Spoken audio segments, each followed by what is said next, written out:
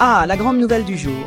Donald Trump débarque à Paris pour assister à la réouverture de Notre-Dame. Oui, vous avez bien entendu, The Donald himself. Celui qui voulait éteindre l'incendie de 2019 avec des bombardiers d'eau.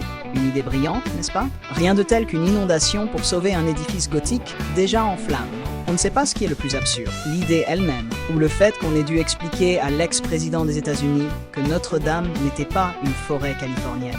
Et maintenant, Trump revient, triomphant, comme si c'était lui qui avait posé les nouvelles pierres de la cathédrale avec ses petites mains, les meilleures mains selon lui. Il salue le travail remarquable de Macron, ce qui est presque touchant.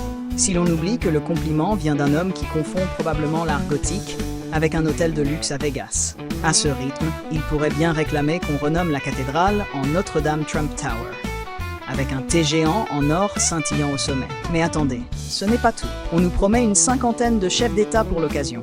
Une belle brochette de VIP qui, soyons honnêtes, viennent surtout pour les petits fours et le champagne servi dans une nef restaurée à coût de millions d'euros de dons. Il paraît que même Poutine aurait été invité, mais il a décliné, préférant rester chez lui à reconstruire autre chose. Et le pape François, lui, trop occupé à aller prêcher la paix en Corse, un lieu notoirement connu pour ses conflits mondiaux. Logique implacable. Et pendant ce temps, les vrais héros de l'histoire, les artisans, les ouvriers, les compagnons du devoir, restent invisibles, cachés derrière les flashs des caméras et les discours grandiloquents. Mais qu'importe, tout le monde sourira pour la photo de famille devant la cathédrale, un sourire figé qui criera en silence.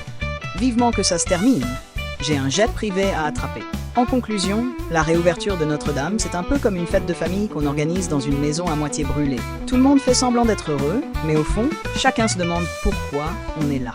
Et pendant ce temps, la vie continue pour les Parisiens qui devront supporter des bouchons monstres et des hélicoptères au-dessus de leur tête.